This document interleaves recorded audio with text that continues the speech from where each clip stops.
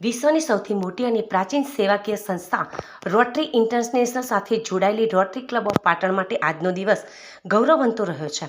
15 March 1974ના રોજ rotary club of Ahmedabad દ્વારા sponsor થઈને ચાર્ટર પ્રાપ્ત કરનાર આ ક્લબે આજે પોતાના સેવાના 52 વર્ષ સફળતાપૂર્વક પૂર્ણ કરી 53મા વર્ષમાં પ્રવેશ કર્યો છે।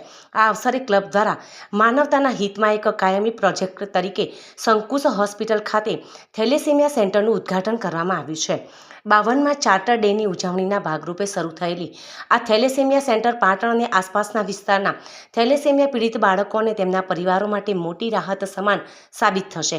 આ પ્રસંગે રોટરી પ્રમુખ ડૉક્ટર પરિમલ જાની અને સંકુશ હોસ્પિટલના CEO ડૉક્ટર ગ્રીષ્મા દ્વારા વિધિવત રીતે MOU કરાર કરી આ પ્રોજેક્ટને ખુલ્લો મૂકવામાં આવ્યો હતો। આ લોકાર્પણ કાર્યક્રમમાં પાટણના ધારાસભ્ય કિરીટભાઈ પટેલ, ભાજપના પૂર્વ પ્રદેશ મહામંત્રી કેસી પટેલ તથા રોટરી ડિસ્ટ્રિક્ટ ગવર્નર નિગમ ચૌધરી ખાસ ઉપસ્થિત રહ્યા હતા। ઉપસ્થિત મહેમાનોએ રોટરી ક્લબની 5 દાયકાની અવિરત સેવા યાત્રાને બિરદાવી હતી અને નવા સેન્ટર માટે શુભેચ્છાઓ પણ પાઠવી હતી।